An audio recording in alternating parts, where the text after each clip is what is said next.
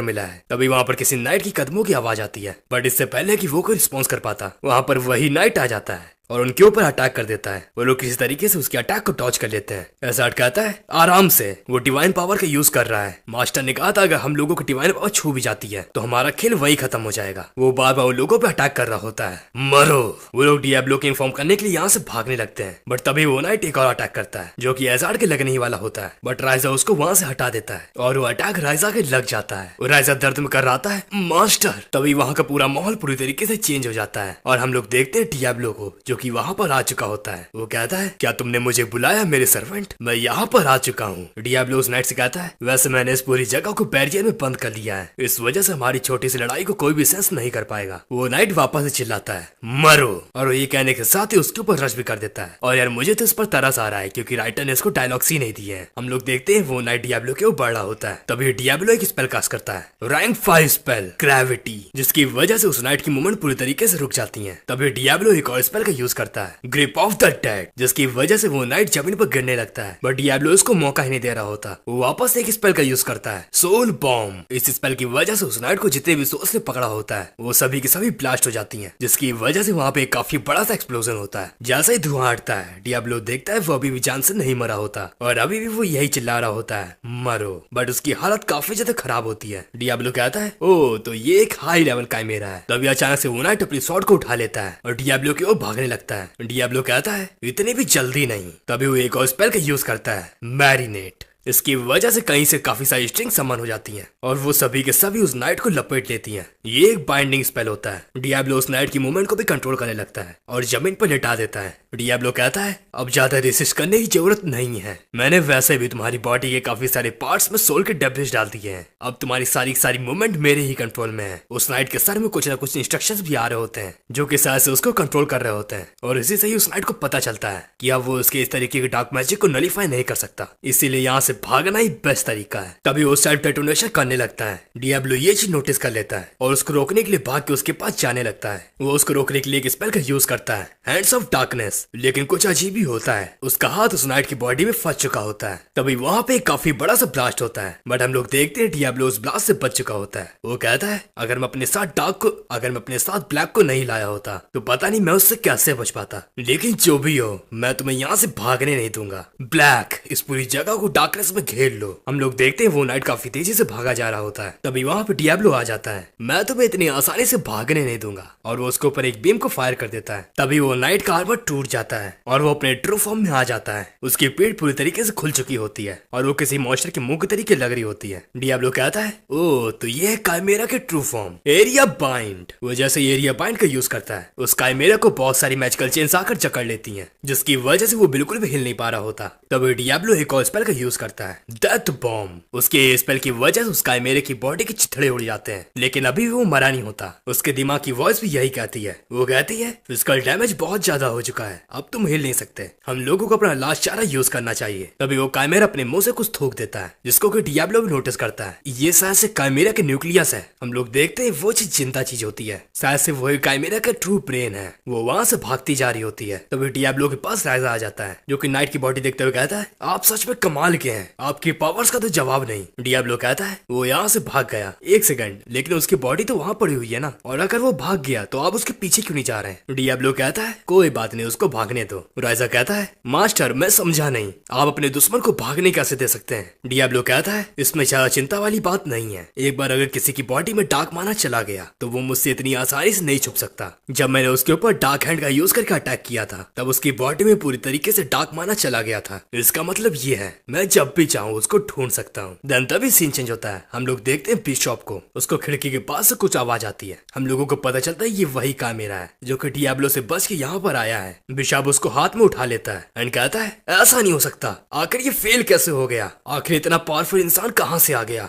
जो कि divine power वाले काइमेरा पैलेटिन को हरा सके और मेरे एक्सपेरिमेंट को डिस्ट्रॉय कर सके। देन तभी सीन चेंज होता है। राजा डियाब्लोस कहता है अगर आपने उसकी बॉडी में अपना माना रख दिया है तो इसका मतलब तो ये है कि उनको हिंट मिल सकता है कि इन सब सब चीजों में डार्क मेज भी शामिल हो चुका है। डियाब्लो कहता है मैं तुम्हारी चिंता को समझता हूँ, लेकिन ज्यादा फिक्र करने वाली बात नहीं है। वो मेरा पता कभी भी नहीं लगा पाएंगे। मेरे पास जो डार्क मैजिक की पावर है वो इस एरा की नहीं है। मुझे नहीं पता कि आज के एरा में डार्क मैजिक इतना ज्यादा कमजोर कैसे हो गया है। मैं जो डार्क मैजिक को यूज करता हूँ उसका क्रिएशन गॉड्स को मारने के लिए ही किया गया था। मेरा डार्कनेस इतनी ज्यादा पावरफुल है कि वो गॉड्स की लाइट को भी घेर सकती है, और चाहे वो लोग कितने भी कोशिश कर लें वो कभी भी नहीं पता लगा सकते कि मेरे माना का सोर्स क्या है, कभी नहीं। राइजा कहता है मैं समझ गया। डियाब्लो कहता है वैसे एजार्ड नहीं दिख रहा, वो कहाँ है? वो लोग एजार्ड के पास चले जाते हैं। एजार्ड डियाब्लो को देखकर बहुत ज्यादा खुश होता है। वो कहता है वो काइमेरा राइजा को मारने ही वाला था, अगर आप उसकी जान बचाने नहीं आते तो पता नहीं क्या ही हो जाता। डियाब्लो से पूछता है आखिर अभी तक तुम कहाँ थे? एजार्ड बताता है कि वो खिड़की पर से गिर गया था, इसी वजह से वो काफी टाइम से बेहोश था। डियाब्लो समझ जाता है कि वो झूठ बोल रहा था, क्योंकि आखिरकार जॉम्बिस कब से बेहोश होने लगे। वो एजार्ड को पनिश करता है और उसकी कुर्सी बनाकर उसके ऊपर बैठ जाता है। वो बताता है हमारे दुश्मन आज के बाद से कुछ ज्यादा सतर्क हो जाएंगे, इसी वजह से तुम लोग उनके पास नहीं जाओगे। तुम्हें उनके ऊपर जो भी नजर रखनी होगी वो दूर से ही रखनी होगी। और राइजा कहता है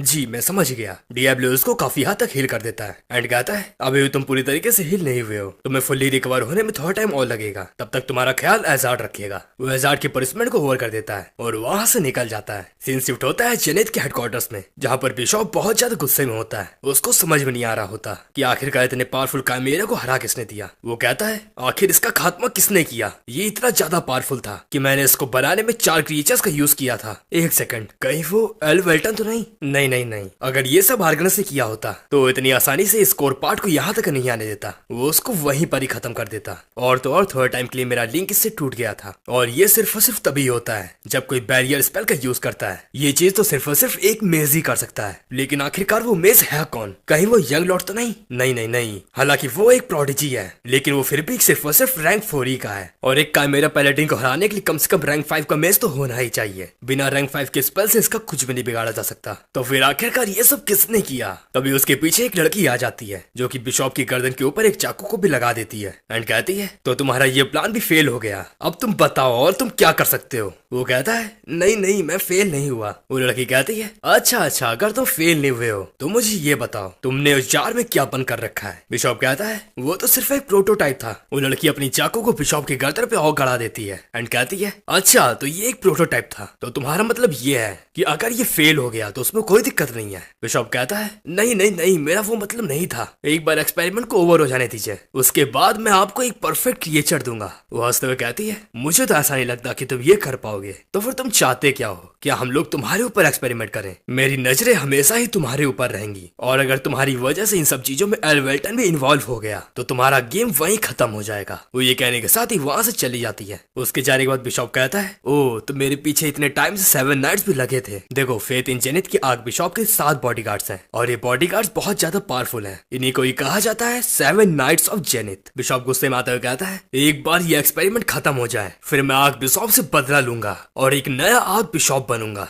देन तभी सीन चेंज होता है। हम लोग देखते हैं डियाब्लो को जो कि काइमेरा नाइट की डेड बॉडी को अपने यहाँ पर ले आया होता है। वो कहता है ये एक काइमेरा है जो कि डिवाइन पावर का यूज कर रहा था, चलो देखते हैं ये किससे बना है। वो उस डेड बॉडी की चीर फाड़ कर देता है। वो देखता है कि उसके लेग्स इंसेक्ट के होते हैं और इंटरनल ऑर्गन्स में फायर रेजिस्टेंस होती है, उसकी आंखें भी कीड़ों की होती हैं, और आखिरी में होती है ह्यूमन बॉडी जो कि बेस का काम करती है। उसको उसकी बॉडी से एक स्पीयर भी मिलता है, उसी की वजह से ये काइमेरा डिवाइन पावर का यूज कर पा रहा था। लेकिन डियाब्लो को ये बात नहीं समझ में आ रही होती कि जेनिथ ये सब कुछ क्यों कर रहा है, क्या वो वॉर छेड़ना चाहता है? वो कहता है इतने ज्यादा साल बीत चुके हैं और उसके बाद भी ये जो पावरफुल लोग हैं ये इंसानों को कुछ भी नहीं समझते। इंसान बस उनके लिए टूल्स के बराबर है, और इसीलिए मैं इन गॉड से नफरत करता हूँ। उसके दिमाग में उसकी पास्ट लाइफ की बातें चल रही होती हैं, जहाँ पर उसके जितने भी साथी मरे होते हैं बस वो यही कह रहे होते हैं कि डियाब्लो तुम्हें सरवाइव करना ही होगा और तुम्हें हम लोगों का बदला भी लेना होगा। वो गुस्से में आते हुए कहता है उस टाइम भी इन लोगों की वजह से इंसानियत ने सब कुछ खो दिया था, और जब इतने साल बाद मैं यहाँ पर वापस आया हूँ तब भी कुछ नहीं बदला है, मैं इन लोगों को नहीं छोड़ूंगा।